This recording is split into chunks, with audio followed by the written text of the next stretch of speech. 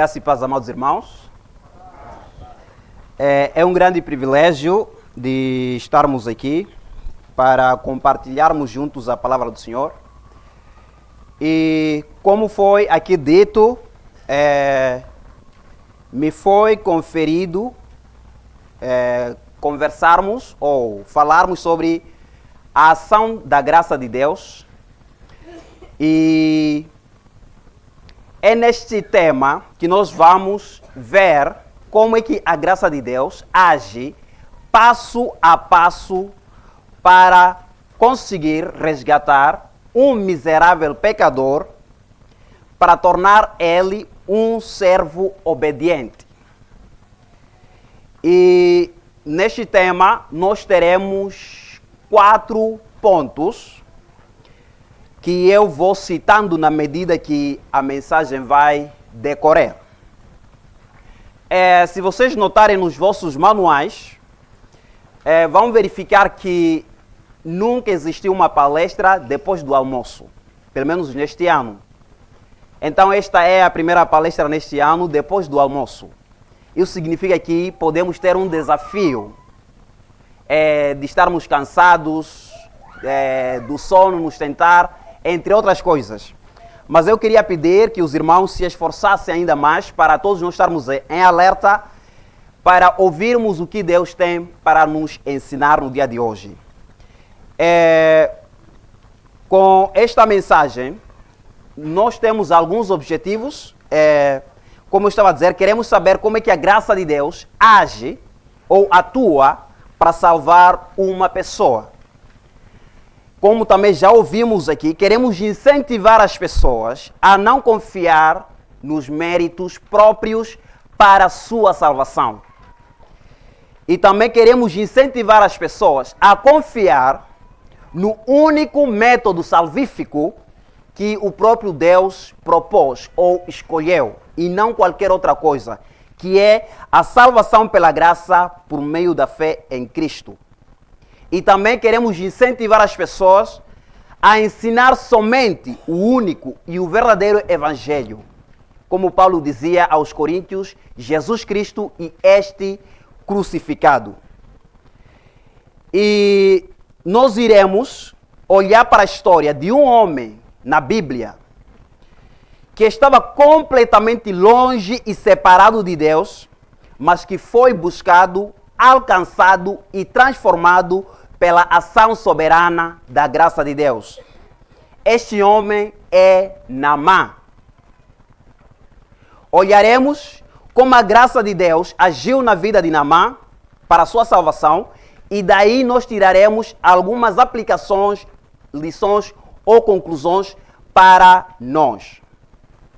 Agora, um pedido que eu gostaria de fazer aos amados irmãos, pastores e líderes.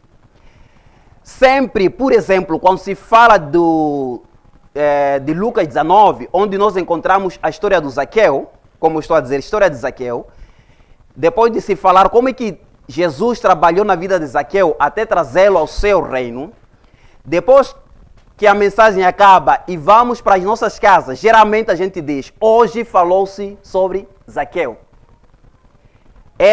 Humanamente a gente logo se lembra do personagem, nesse caso o Zaqueu. O que eu peço hoje é que nós não nos lembremos de Naamã, ou não podemos dizer que a mensagem foi sobre Naamã, porque não é sobre Naamã. A mensagem é sobre a ação da graça de Deus na salvação de Naamã.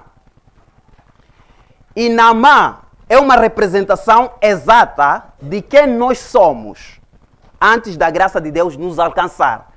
Então, nós vamos nos identificar com Naamã nesta mensagem.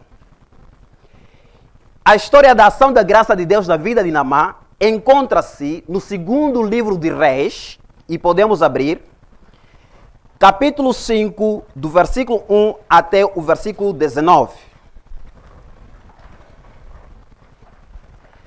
Segundo livro de Reis, capítulo 5, do versículo 1 até 19. Segundo livro de Reis, capítulo 5, versículos 1 até 19.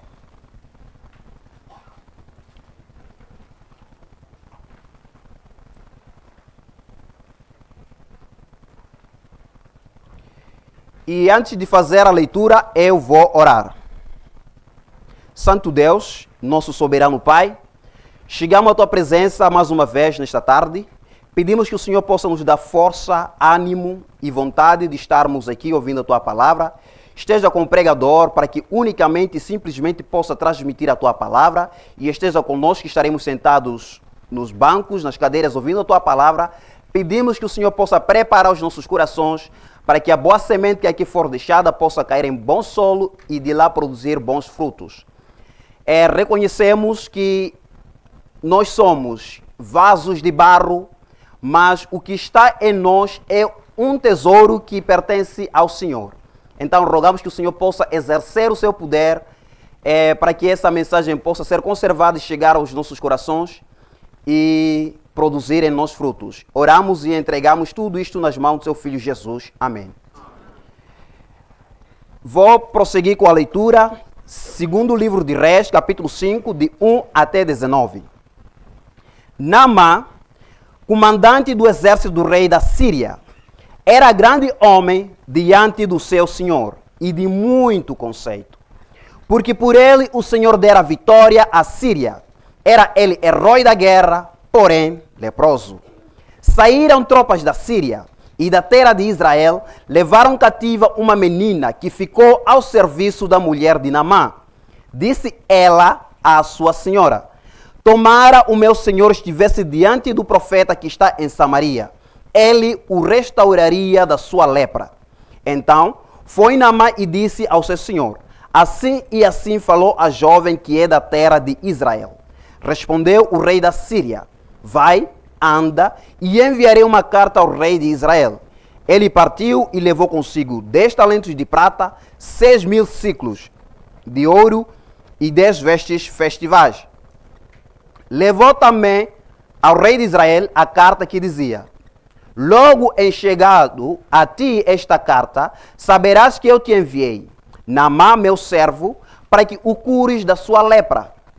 Tendo lido o rei de Israel a carta, rasgou as suas vestes e disse: acaso só Deus com poder de tirar a vida ou dá-la, para que este envie a mim um homem para eu curá-lo de sua lepra? Notai, pois, e vede, que procura um pretexto para romper comigo. Ouvindo, porém, Eliseu, homem de Deus, que o rei de Israel rasgara as suas vestes, mandou dizer ao rei: por que rasgaste as tuas vestes? Deixa ouvir a mim, e saberá que há profeta em Israel. Veio, pois, Naamã com os seus cavalos e seus carros, e parou à porta da casa de Eliseu. Então Eliseu lhe mandou um mensageiro dizendo: vai, lava-te 7 vezes no Jordão, e a tua carne será restaurada, e ficarás limpo. Naamã, porém, muito se indignou e se foi dizendo: pensava eu que ele sairia a ter comigo, por-se-ia em pé, invocaria o nome do Senhor seu Deus, moveria a mão sobre o lugar da lepra e restauraria o leproso. Não são porventura Abana e Farfar, rios de Damasco, melhores do que todas as águas de Israel? Não poderia eu lavar-me neles e ficar limpo? E voltou-se e se foi com indignação. Então se chegaram a ele os seus oficiais e lhe disseram: meu pai, se te houvesse dito o profeta alguma coisa difícil, acaso não a farias? Quanto mais já que apenas te disse: lava-te e ficarás limpo. Então desceu e mergulhou no Jordão 7 vezes, consoante a palavra do homem de Deus, e a sua carne se tornou como a carne de uma criança e ficou limpo. Voltou ao homem de Deus, e ele e toda a sua comitiva veio, pôs-se diante dele e disse: eis que agora reconheço que em toda a terra não há Deus senão em Israel. Agora, pois, te peço, aceites um presente do teu servo. Porém, ele disse: tão certo como vive o Senhor, em cuja presença estou, não o aceitarei. E instou com ele para que o aceitasse, mas ele recusou. Disse Naamã: se não queres, peço-te que ao teu servo seja dado levar uma carga de terra de 2 mulos, porque nunca mais oferecerá este teu servo holocausto nem sacrifício a outros deuses, senão ao Senhor. Nisto perdoa o Senhor a teu servo. Quando o meu senhor entra na casa de Rimon para ali adorar, e ele se encosta na minha mão, e eu também me tenha de encurvar na casa de Rimon. Quando assim me prostrar na casa de Rimon, nisto perdoa o Senhor a teu servo. Eliseu lhe disse, vai em paz. Então, este é o nosso texto principal para a mensagem do dia de hoje, mas estaremos vagueando em muitos outros versículos na Bíblia. E nós temos como primeiro ponto para a ação da graça de Deus na salvação de Naamã este ponto. E nós vamos encontrar isso no versículo 1 do nosso capítulo. A graça de Deus só se importa em tratar o pecado e nada mais. Vou repetir. A graça de Deus só se importa em tratar o pecado e nada mais. Olhem que eu poderia simplesmente dizer, a graça de Deus só se importa em tratar o pecado. Mas eu coloco só, e ainda lá no fundo coloco e nada mais. Para simplesmente deixar bem claro e para fazer essa situação, que a graça de Deus só se importa em tratar o pecado e nada mais.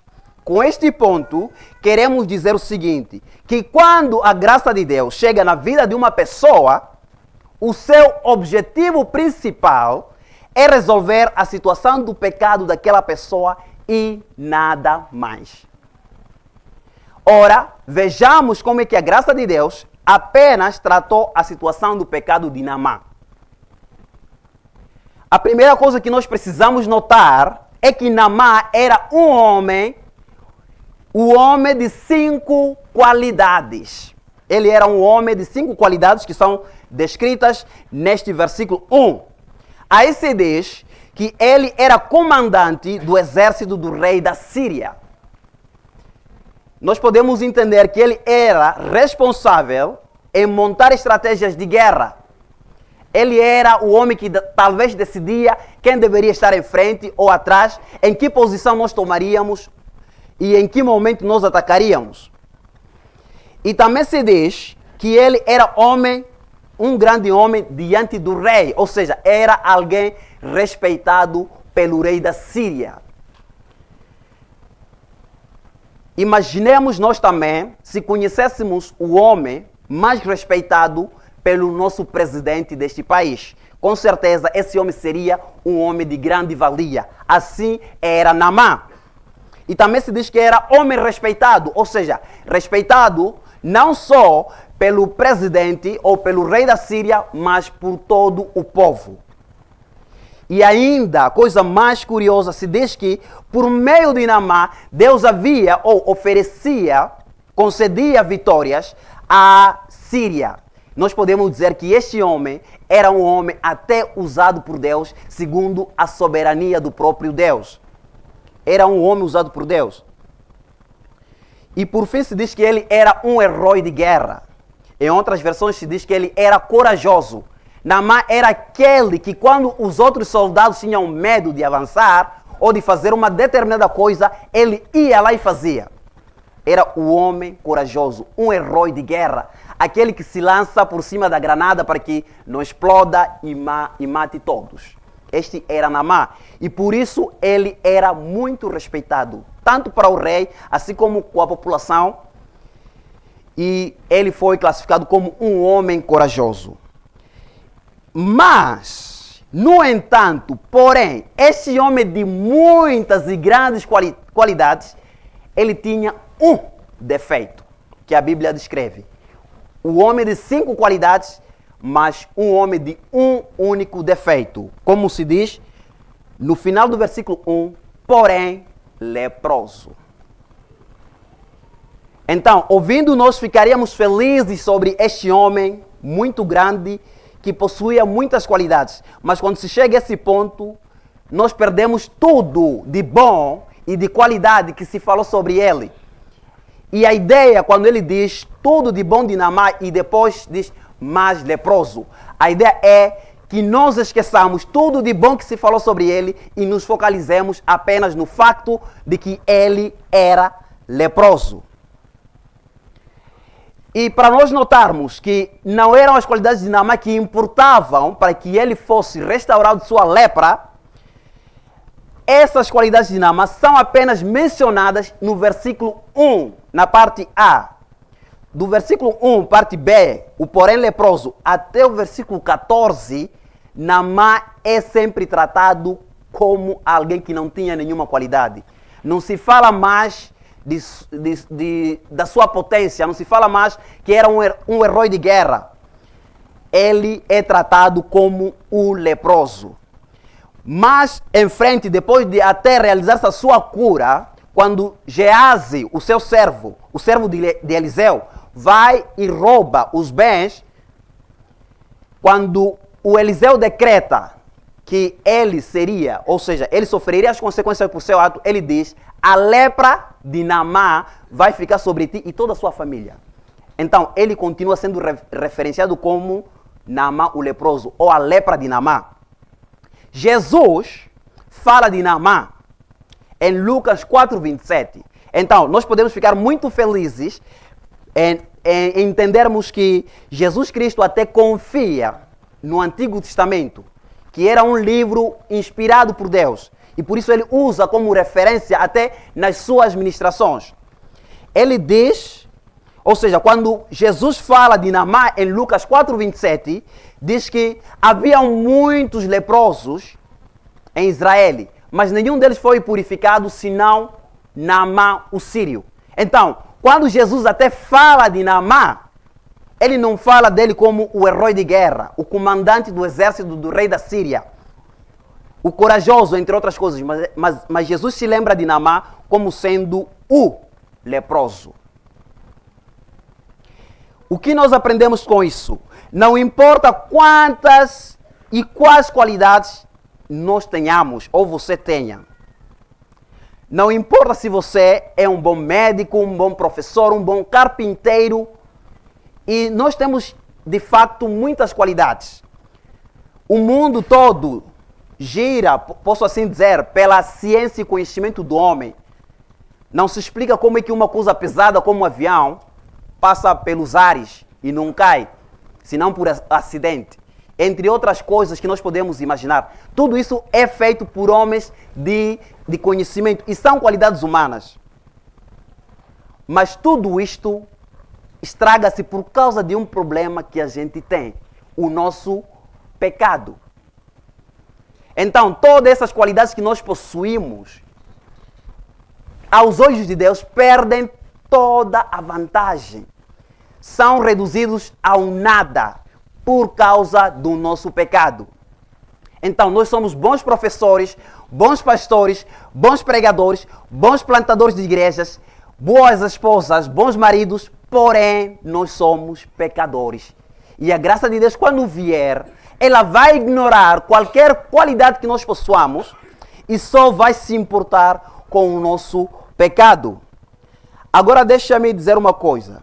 Se a graça de Deus, ou, melhor dizer o seguinte, se a graça te alcançou, ou se você diz que a graça te alcançou e melhorou qualquer área da sua vida, se o seu casamento não estava bom, mas agora está bem, se os seus negócios não estavam a andar bem, mas agora vão bem, desde que você entrou na igreja, se assim posso dizer, se as coisas melhoraram para a sua vida, mas o seu pecado continua intacto, sem ser tratado, essa graça não é a graça de Deus. É qualquer coisa menos a graça de Deus. Porque a graça de Deus não chega na sua vida e deixa o seu pecado sem tratamento.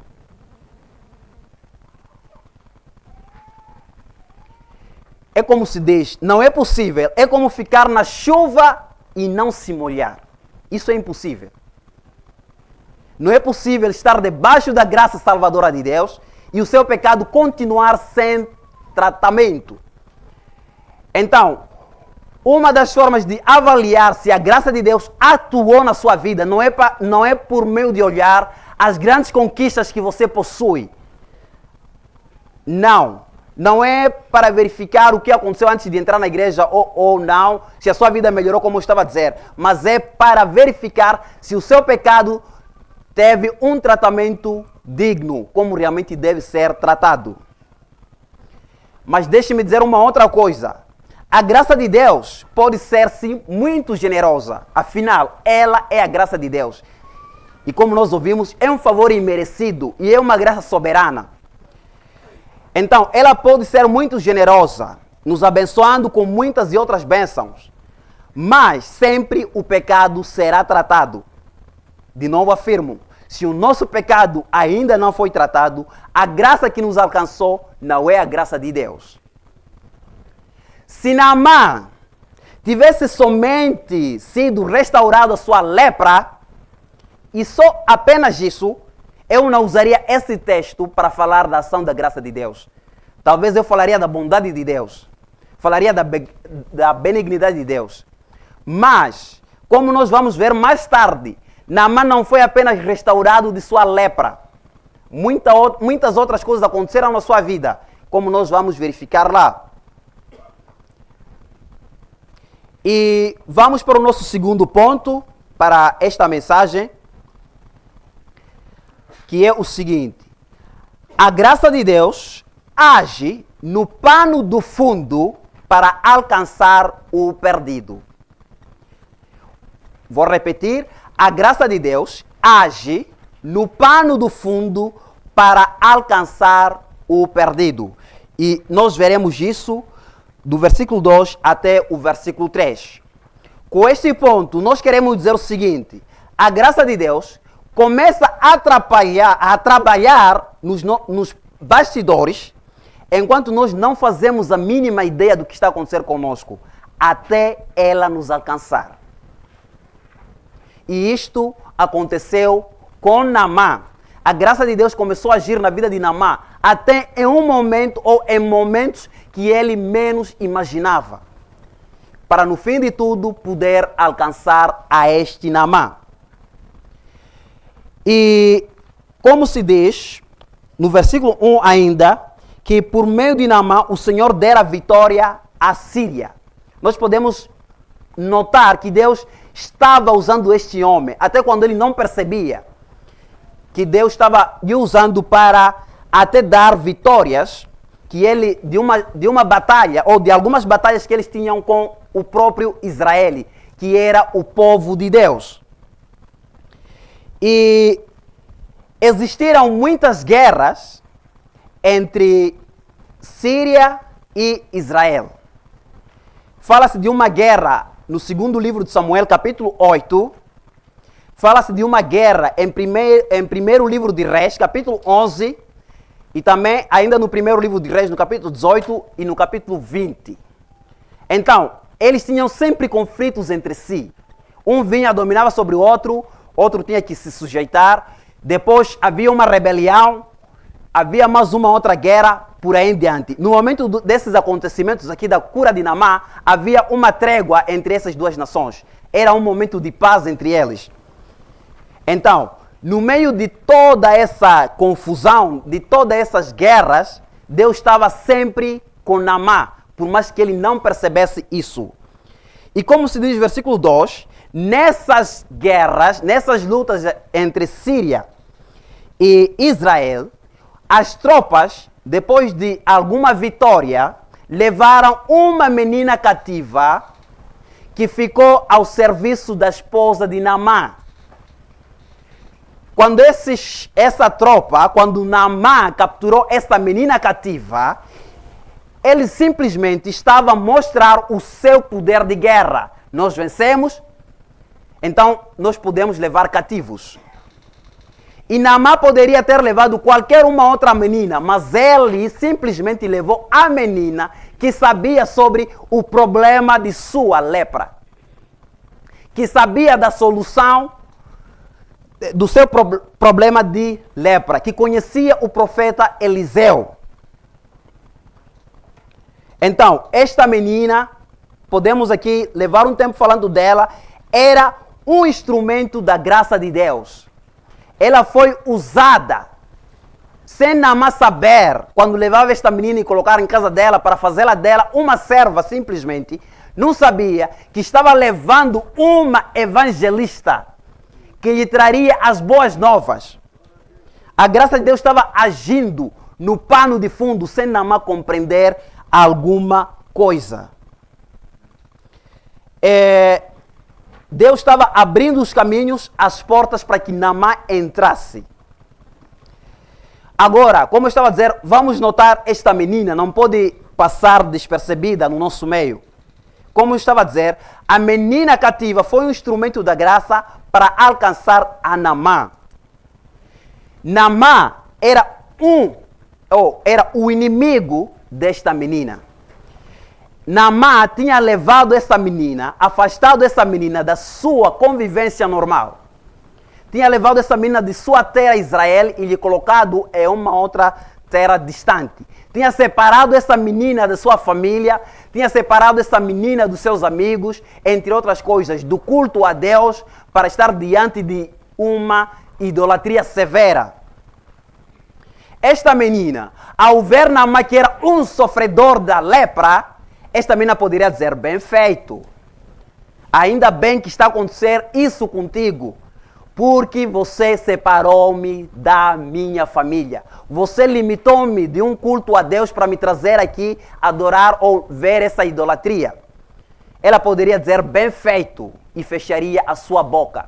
Mas não foi assim como ela agiu, porque ela era um instrumento da graça de Deus para alcançar Naamã. Ao contrário do que ela disse, ao contrário do que ela tinha toda a razão para fazer, ela anunciou-lhe as boas novas de sua restauração, ou da restauração de sua lepra. Notemos que essa menina, quando a sua classe social era uma simples escrava, e era uma menina, mas essa sua situação não impediu de anunciar as boas novas até ao seu pior inimigo.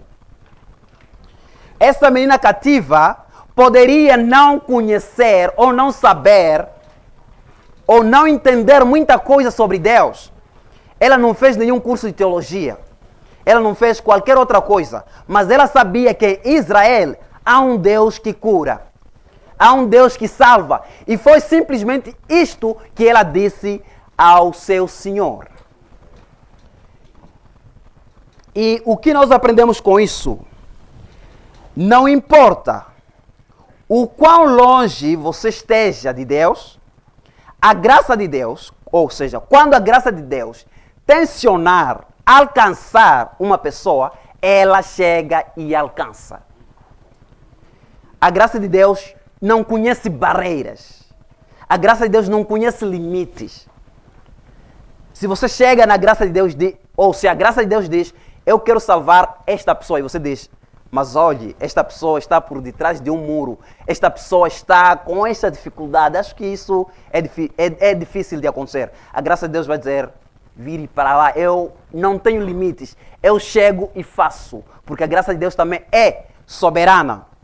Deus é capaz de movimentar a história do mundo inteiro. É capaz de mudar a história do mundo inteiro só para alcançar uma pessoa. Deus pode fazer isso. Deus pode mudar reis. Pode inverter talvez que o sol saia deste lado para o outro. Se ele tiver uma intenção com este acontecimento para salvar uma pessoa. Deus vai fazer isso.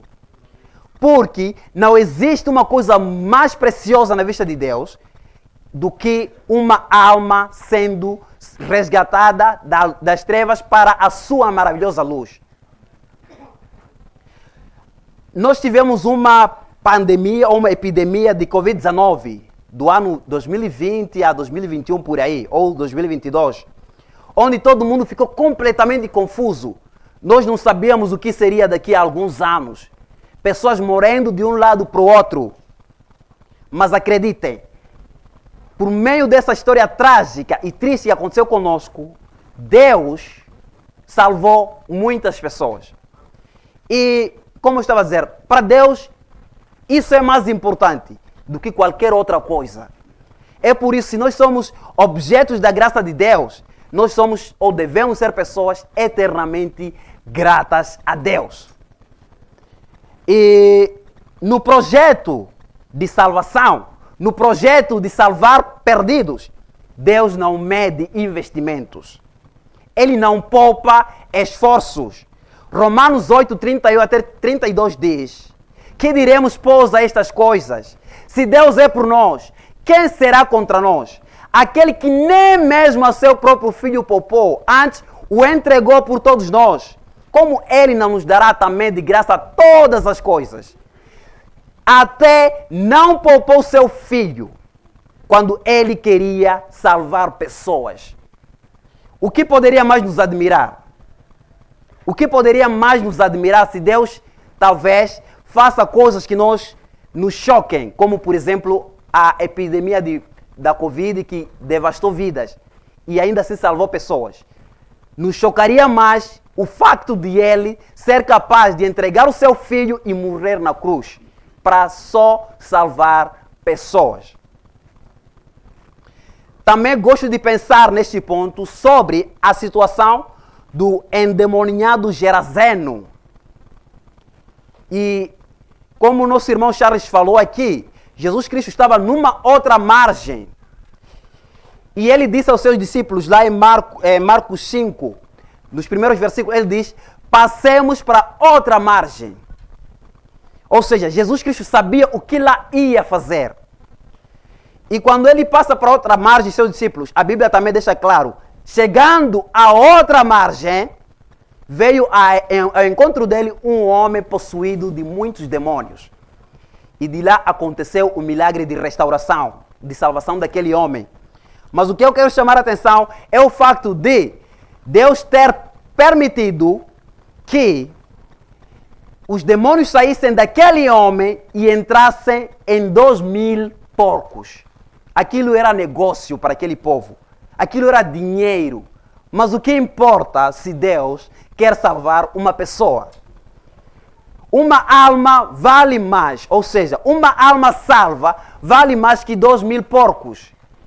Aqueles homens, os donos dos porcos, depois de notarem que entraram em prejuízo, seu lucro entrou em precipício no mar, embora acharam aquele homem restaurado, como se diz, aos pés do seu Senhor, em perfeito juízo. Em vez disso lhes maravilhar, eles começaram a pensar nos 2.000 porcos, ou em muito dinheiro que eles haviam perdido. Mas para Deus, vale uma alma salva do que qualquer outra coisa neste universo. Acreditem. Senão, ele não teria oferecido o seu Filho, Jesus Cristo.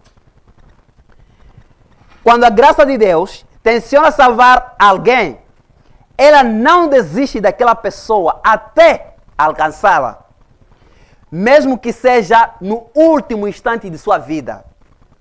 Mesmo que seja no seu último fôlego.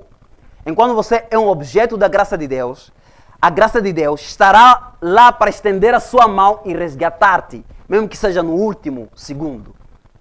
Para quem gosta de futebol, sabe que existe prorrogação. O golo poderia ter acontecido a 1 minuto, aos 2, aos 3, mas existe aquele golo que acontece 90 mais 4.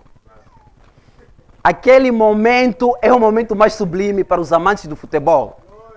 Então Deus também age desta forma, no 90 mais 4, para alcançar uma alma. Ou seja, se ele tenciona salvar alguém, ele nunca vai deixar essa pessoa se perder. Ele vai investir esforços, por mais que nós não entendamos. Mas ela chega e nos salva. Lembremos do ladrão da cruz, cuja sua vida toda foi caracterizada em fazer coisas desagradáveis. Ele é chamado de ladrão, é chamado de malfeitor, qualquer outra coisa ruim poderia se usar contra ele. Até na própria cruz, segundo outros evangelistas, ele e seu amigo ao outro lado de Jesus, também estavam blasfemando de Jesus.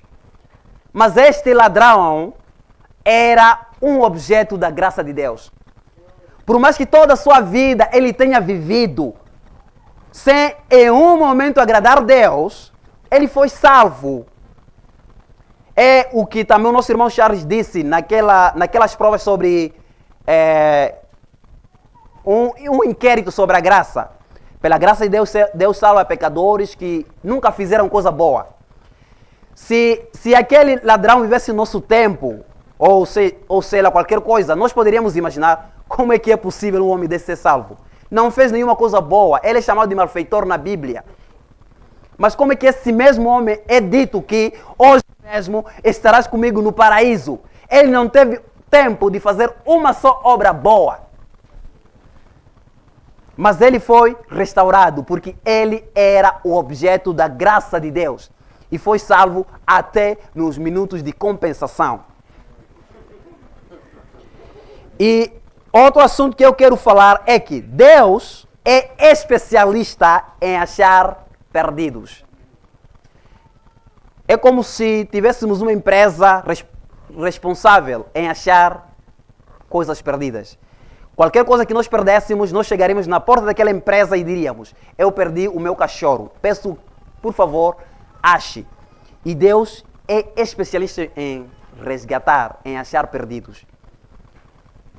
E gosto disto, olhando para Lucas, podemos abrir, capítulo 15, que se fala de 3 parábolas, onde Deus resgata uma ovelha, onde se conta o resgate de uma ovelha que se tinha perdido, onde também resgata uma moeda que se havia perdido, e também fala do filho pródigo. Mas nós vamos nos focalizar no capítulo 15 de Lucas, versículo 8, para notarmos o que aqui estava a acontecer.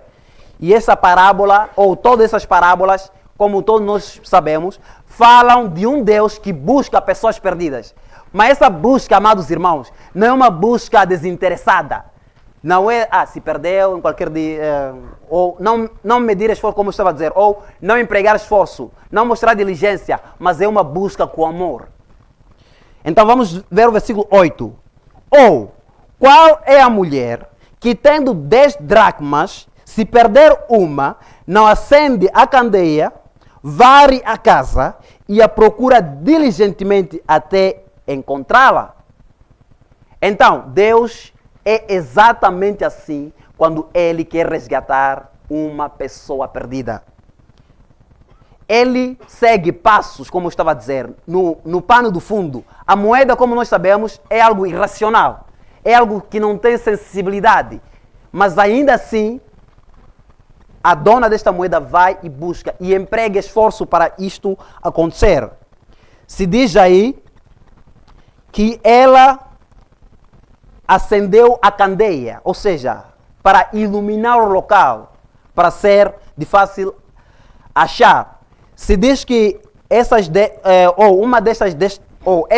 dracmas, onde essa única fazia parte, era um presente do pai da noiva que ela deveria usar. E disse que geralmente as mulheres faziam um colar e usavam. Mas, de qualquer forma, nós podemos entender que o azeite que a mulher até usou para achar uma dracma apenas valia mais do que a própria dracma. O azeite era mais caro do que dracma. Verifiquei que dracma é como se fosse também um denário, um dinheiro que era pago a um dia de trabalho. Então, o azeite custava mais do que a própria moeda que se perdeu. É assim como Deus de facto age. Ele entrega o seu filho, a coisa mais preciosa. Eu havia dito que não usaria essa palavra com alguns amigos. Jesus Cristo é a coisa mais preciosa que ele tem em toda a existência. Mas ele oferece essa mesma coisa de grande valor para ele, para resgatar pessoas inúteis. Pessoas que não sabem agradecer. Pessoas que fazem-se de sábios, afirmam que Deus não existe, ingratos. Deus oferece-se por meio dessas pessoas. E ainda se diz que varre a casa, ou seja, derruba todas as muralhas, derruba todas as barreiras, tudo que for ou que poderia ser uma impossibilidade para chegar até aquela moeda. Tudo isso é removido.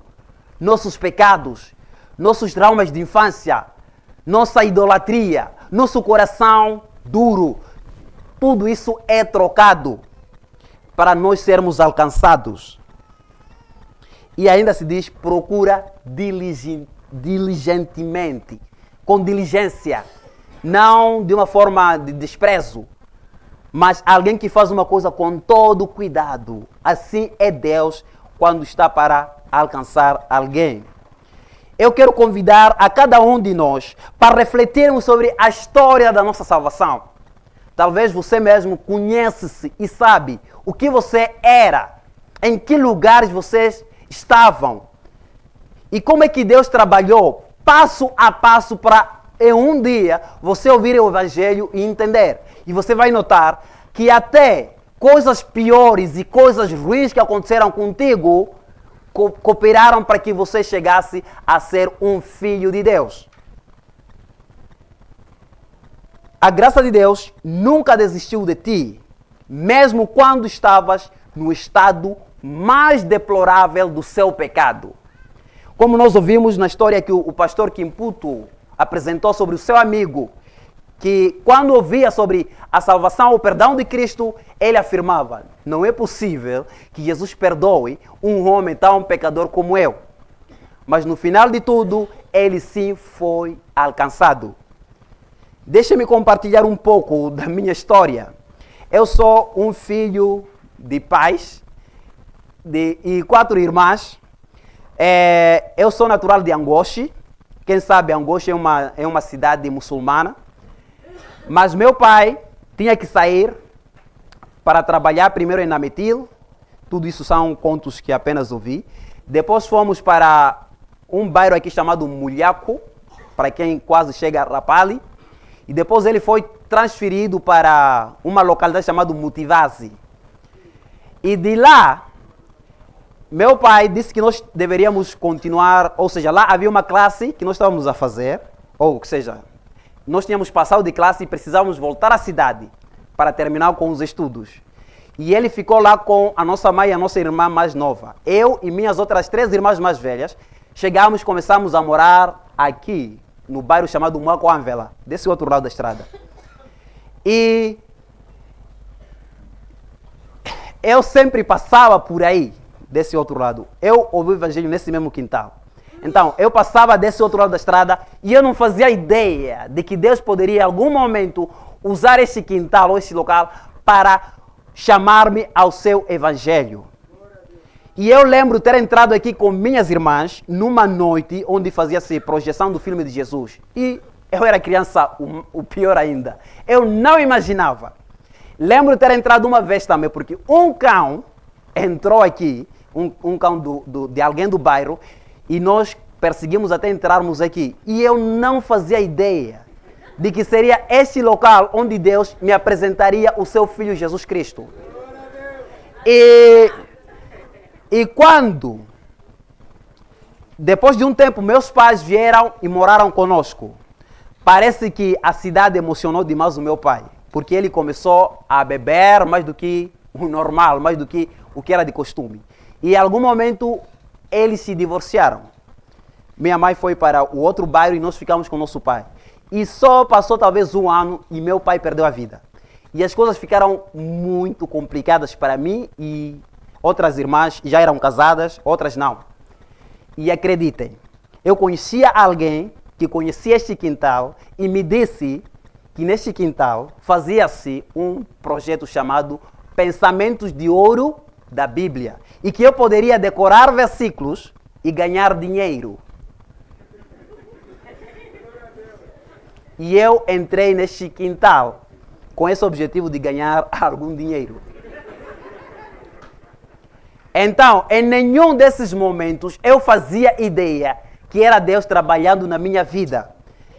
Eu lembro que o irmão Charles sempre reunia as pessoas e começava a perguntar sobre os versículos, o que nós entendíamos. E exatamente ele perguntou-me sobre Romanos 1, 16, 17. O que diz, porque não me envergonho do Evangelho de Cristo, porque é o poder de Deus para a salvação, primeiro do judeu e também do grego, porque nele se descobre a justiça de Deus, de fé em fé, Como está escrito, mas o justo virá pela fé. Ele me perguntou, o que você entende? Eu disse, nada. Não entendo completamente nada. Mas em algum momento Deus começou pouco a pouco trabalhando comigo. Até que, se eu quero contar mais, até que eu mudei de bairro, voltei para Angoche, fiquei lá por 1 ano, mas alguma coisa não estava a andar bem. Eu disse, preciso voltar para Nampula. Eu tinha alguns amigos com os quais nós chegamos aqui na igreja pela primeira vez. E nós estávamos numa noite sentados num lugar cheio de areia onde nós brincávamos. Era criança, nem tinha 18 anos. E do nada eu comecei a cantar a música Escrava Resgatada. Ela diz...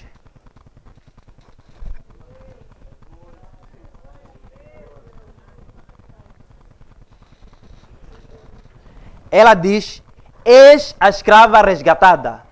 Grande preço Cristo deu, não foi ouro nem foi prata.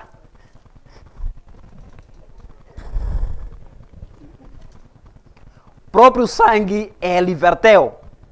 E o coro diz, esta é a primeira estrofe, o coro diz, tanto foi o teu amor que por mim assim mostraste. Para remir-me do cativeiro, tua vida não poupaste. O hino possui um poder na melodia.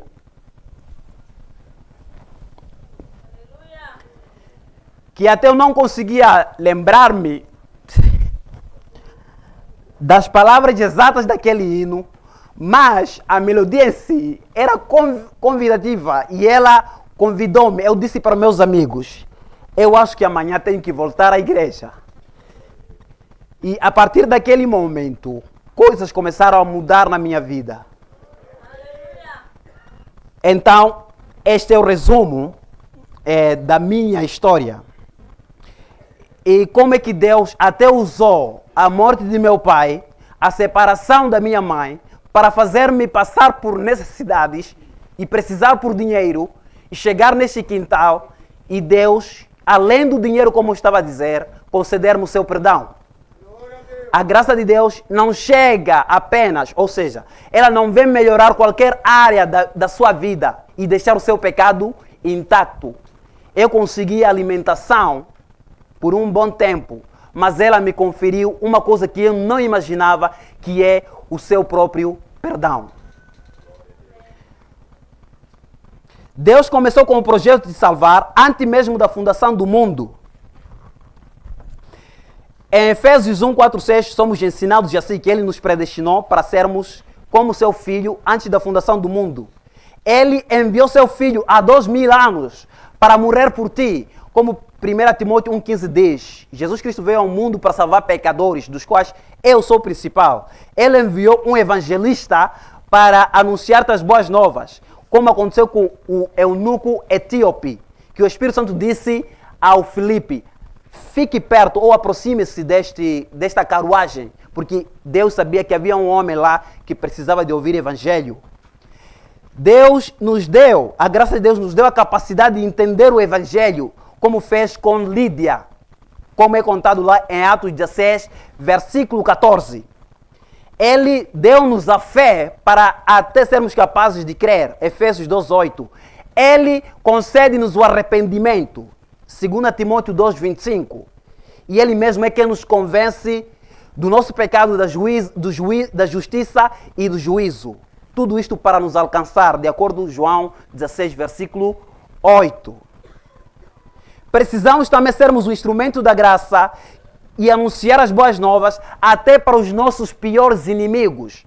Lucas 6, versículo 27 diz, amai os vossos inimigos, fazei bem aos que vos aborrecem. Não existe um amor que supere falar sobre Cristo a uma determinada pessoa, até que essa pessoa seja o nosso inimigo. Talvez o nosso chefe do trabalho, que é uma pessoa chata, nosso colega do trabalho, que é uma pessoa insuportável, aquela vizinha que contou uma fofoca sobre nós, aquela outra irmã, esposa do outro pastor, que contou calúnia sobre nós, entre outras formas. São essas pessoas que nós devemos falar de Cristo. Não existe o fazer bem a uma pessoa que supere falar de Cristo sobre aquela mesma pessoa. Não importa em que situação ou classe social que nós nos encontramos, se nós somos objetos da graça de Deus, vamos anunciar esta mesma graça. Aquele endemoninhado queria seguir Jesus, mas Jesus disse: vai e volte para sua casa e diga o que Jesus fez para ti. Simplesmente isso. Vamos para o nosso terceiro ponto e o tempo mesmo está indo. O terceiro ponto é este: a graça de Deus humilha. A graça de Deus humilha. De novo, a graça de Deus humilha. E nós encontramos isto do versículo 4 até o versículo 13.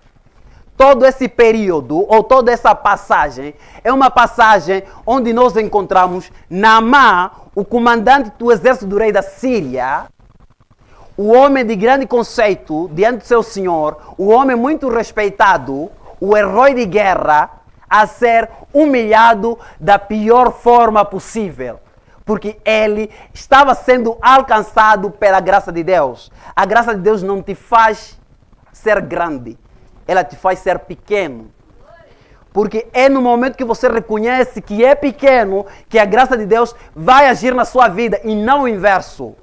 Se você encher-se de si cada vez mais, a graça de Deus vai se afastar cada vez mais de ti. Nós vamos ver um versículo mais tarde. E com este ponto queremos dizer que antes da graça de Deus, de facto, restaurar, salvar e transformar uma pessoa, primeiro ela vai humilhar aquela pessoa. Vejamos como a graça de Deus humilhou ao Naamã. E aqui encontramos que ele reuniu alguns méritos. Ele procurou uma carta de recomendação, ele reuniu algumas qualidades, mas tudo isso foi ignorado. Quando ele chegou diante do rei para apresentar a sua carta, o rei ficou triste, chorou, disse: como é que ele traz esse homem para mim? Então, ao invés de encontrar aceitação, ele encontrou descontentamento do rei. O profeta Eliseu não veio ao encontro desse homem como ele esperava que as coisas acontecessem. Ao contrário, mandou um servo. É como se ele estivesse a mostrar: honras e outras coisas você recebe na sua terra, mas aqui na terra de Deus você não recebe nenhuma honra. Eliseu não curou Naamã da mesma forma como ele pensava que seria curado. Naamã era orgulhoso e ele representa cada um de nós. Naamã, no seu orgulho, acreditava que tinha um método melhor para a sua salvação que aquele método que o próprio profeta havia dito. O profeta disse: vai no Jordão e lava-te 7 vezes. Naamã, no seu orgulho, pensava que o método que o profeta de Deus escolheu para salvá-lo era ridículo e humilhante para um homem de grande respeito como ele. Ele pensava: por que nas águas lamacentas de Jordão? Por que eu tenho que entrar no Jordão? Por que eu não posso ou não poderia me lavar nas águas limpas de Abana e Farfar, que são águas melhores do que qualquer outra água que está aqui em Israel? Naamã, no seu orgulho, acreditava que para sua salvação precisava fazer alguma coisa difícil e complicada. Ele era um herói de guerra e não herói de sua salvação. Ele não poderia querer fazer algo para chamar a atenção de Deus. E foi isso que aconteceu. Quando ele ouviu como deveria se salvar, ele quis voltar. Indignou-se e queria ir embora. Porque a coisa era fácil demais, não fazia sentido.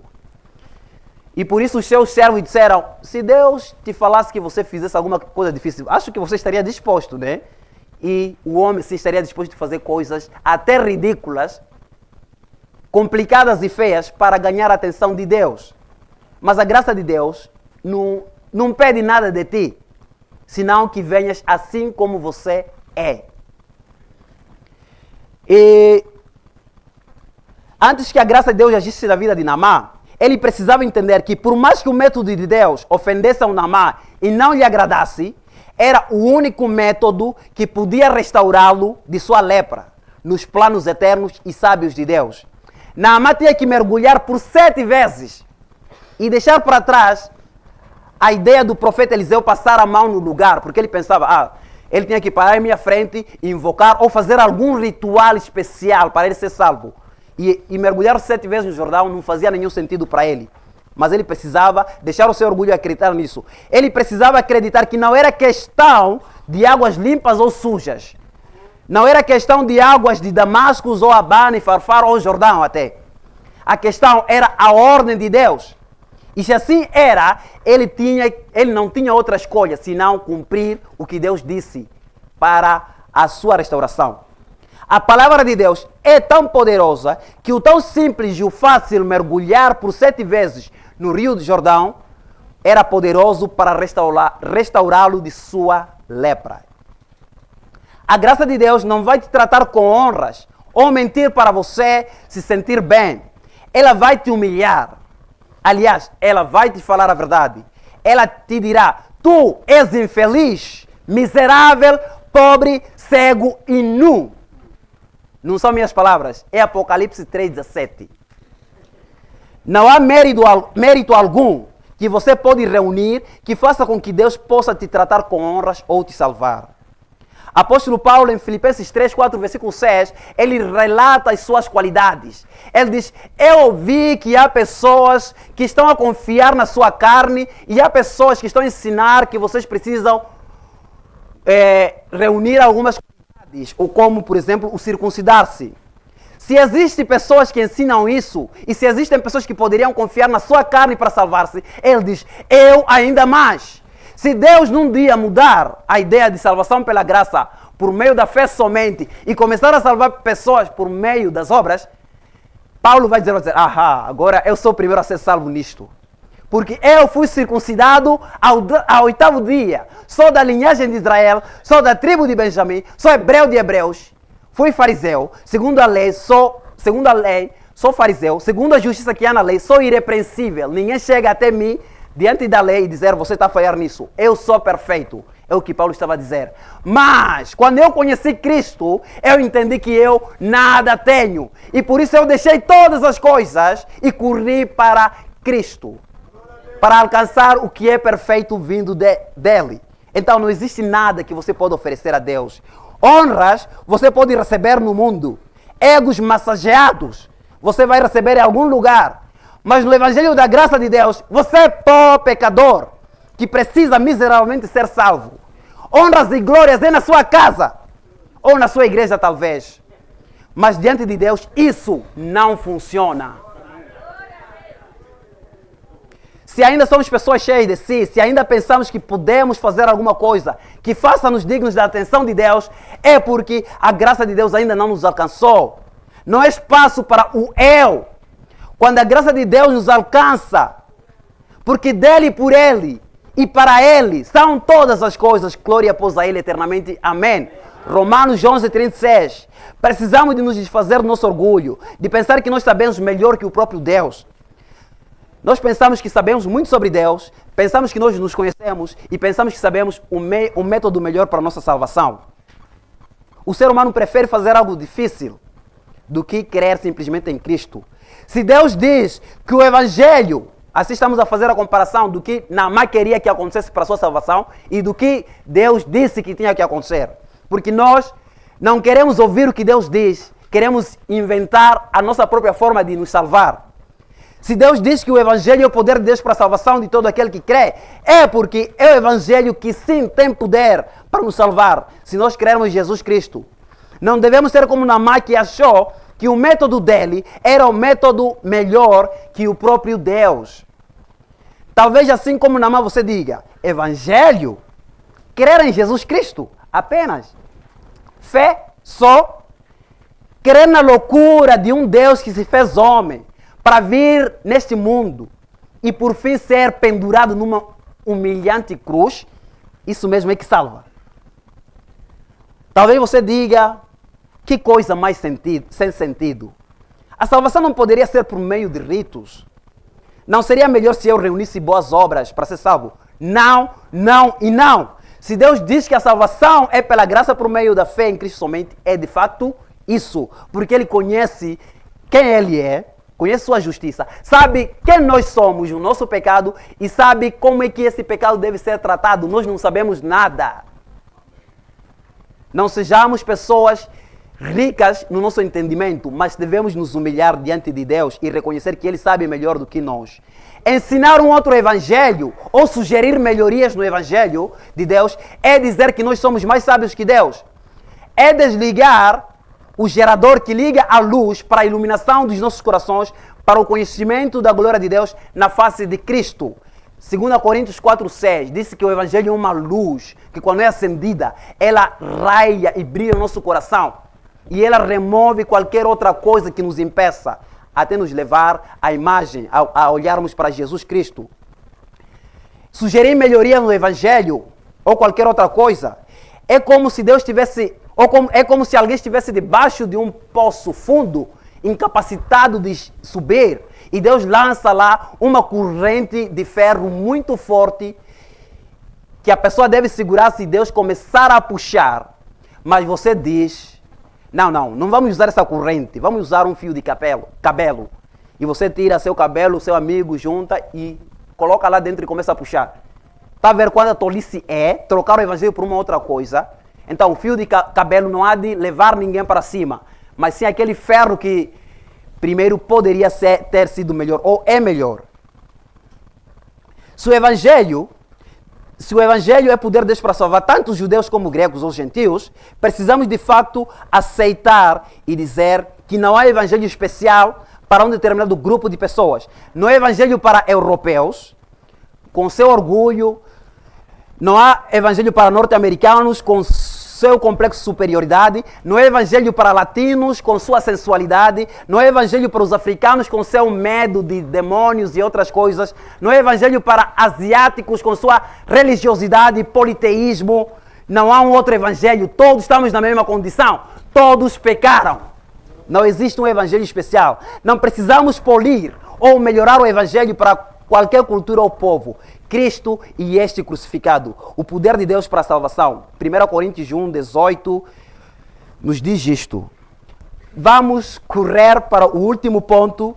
A graça de Deus restaura, salva e transforma vidas. A graça de Deus restaura, salva e transforma vidas. E isso nós encontramos do versículo 14 até 19 do nosso estudo. Com este ponto queremos dizer que a graça de Deus não falha no seu propósito. Ela tem um alvo e ela atinge esse alvo. Ela não deixa um trabalho pela metade. Ela não deixa algo inacabado. Também é para dizer que a graça de Deus condiciona uma vida com Deus. Ela restaura, salva e transforma. Vejamos como isso aconteceu na vida de Naamã. E este é o propósito principal da graça de Deus. Salvar, transformar, restaurar, salvar e transformar vidas. E a graça de Deus não largaria Naamã até atingir esse alvo. Ela nunca ia desistir. O problema de Naamã era mais que sua lepra, como todos nós podemos imaginar. Ele era um pecador, como qualquer um de nós, e ele era idólatra, como nós também somos idólatras.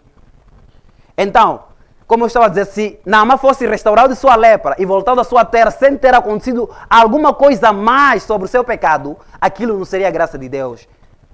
Seria qualquer outra coisa, talvez sim de Deus, mas não a graça salvadora de Deus. Para a restauração de Naamã, salvação e transformação, ele precisava desfazer seu orgulho e ter fé. Ele tinha que crer. Nós aprendemos aqui sobre o que é fé. E nós vamos ver que até tudo isso aplica-se na salvação de Naamã. Ele tinha que crer. Não crer em alguma coisa, mas crer na palavra de Deus. Quando o profeta de Deus disse, vai ao Jordão e mergulha-se 7 vezes. Ele precisava acreditar nessa mesma palavra. Ele tinha que acreditar, mesmo se ele nunca ter visto alguém ou provado isso. Ele nunca viu alguém com lepra que entrou na água, mergulhou 7 vezes e saiu. Ele não tinha experimentado isso. Mesmo assim, ele tinha que fazer, mesmo sem ter provado, como nós ouvimos.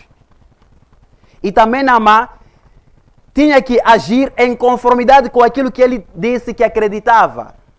Ele tinha que, de fato, ir ao Jordão, descer e mergulhar-se por 7 vezes. 7, não 6 ou 8. Ele talvez poderia dizer, 7 é muito, vou fazer só 6. A cura dele não aconteceria. Ele poderia dizer, 7 é pouco. Talvez como minha lepra é tão profunda, vou fazer 10. Não aconteceria. Então ele precisava acreditar no que Deus disse. E mesmo se isso nunca tivesse acontecido em algum lugar, e ainda assim, ele tinha que agir de fato com o que ele disse que acreditava. A fé na palavra de Deus restaurou-lhe de sua lepra e a sua carne tornou-se como o de uma criança, como se diz.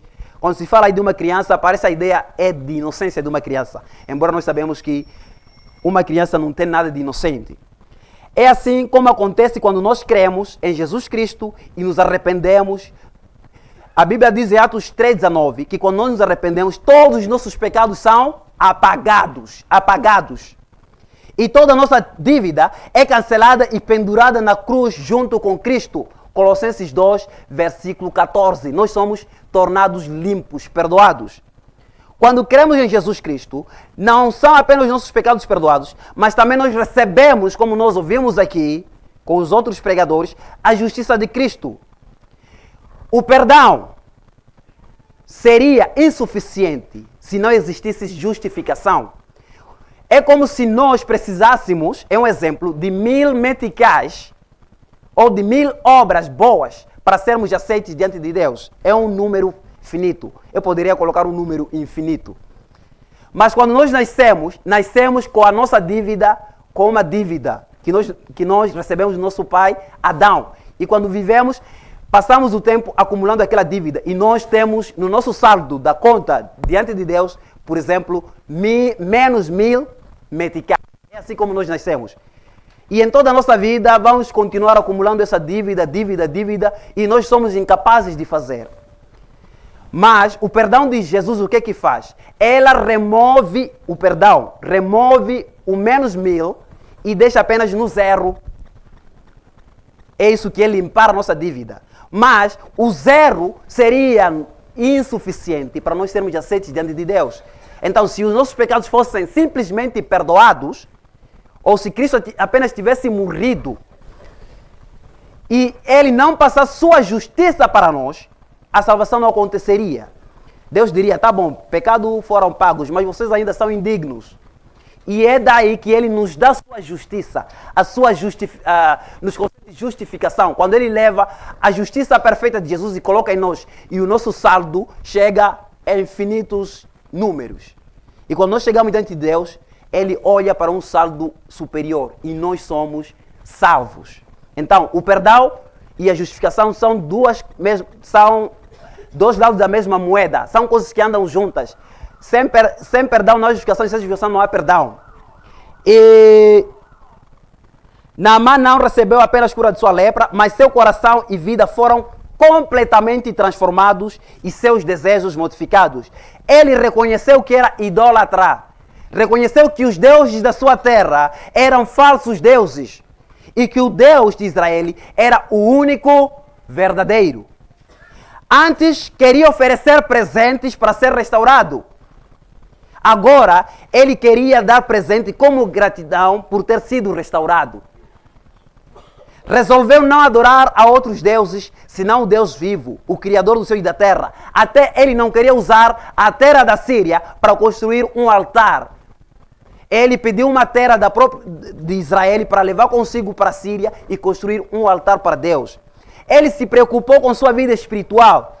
Quando ele viu que em algum momento ele pecaria, ele entraria no templo de Rimon e por causa dos seus serviços ou dos seus trabalhos sociais, ele acabaria se encurvando. Ele entendeu que isso seria uma horrenda diante de Deus. E ele disse, perdoe nisso o seu servo. Isso deve acontecer com cada pessoa que diz ter sido alcançado com a graça de Deus.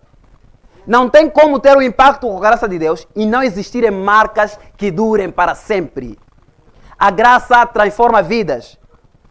Quem é o seu Deus? Você mesmo e seus desejos carnais? É o dinheiro? Ser honrado por membros de sua igreja? Qualquer coisa que não seja Deus, então você não foi alcançado pela graça de Deus. Porque quando a graça de Deus nos alcança, só o Senhor é Deus. Torna-se o único Senhor e Deus.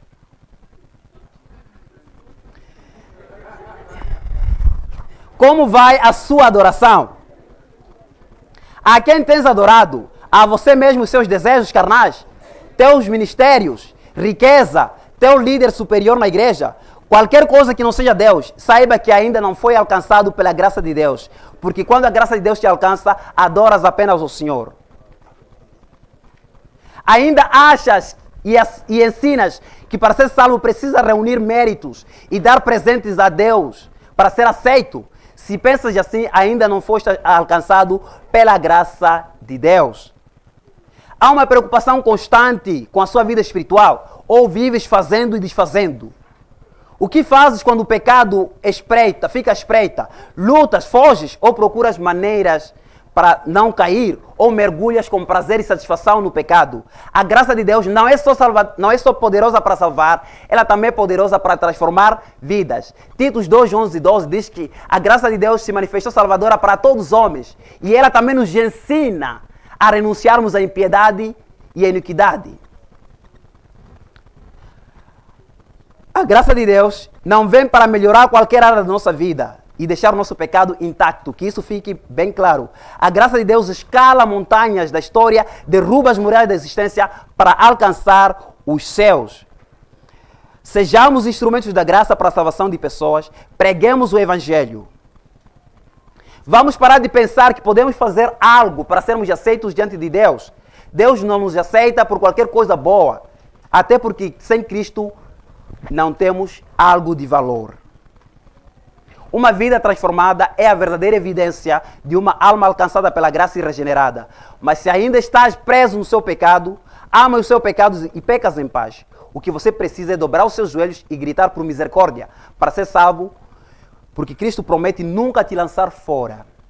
As nossas presenças na conferência precisam ter impacto. Eu talvez perguntaria como para finalizar: será que nós estamos interessados mesmo em ver pessoas salvas? Será que nós nos importamos em ver pessoas transformadas? Por que então não pregamos o puro Evangelho e não qualquer outra coisa? Por que sempre estamos aqui se a ideia não é mudar a nossa igreja ou a vida das pessoas? Se a ideia não é apresentar Cristo? E vamos orar. Graças te damos, ó Pai, por esse momento. Rogamos que o Senhor esteja com esta mensagem, que possa continuar trabalhando nos nossos corações e trazer-nos a luz da glória do seu Filho Jesus Cristo. Somos gratos por tudo isto e entregamos nas mãos do seu Filho Jesus. Amém.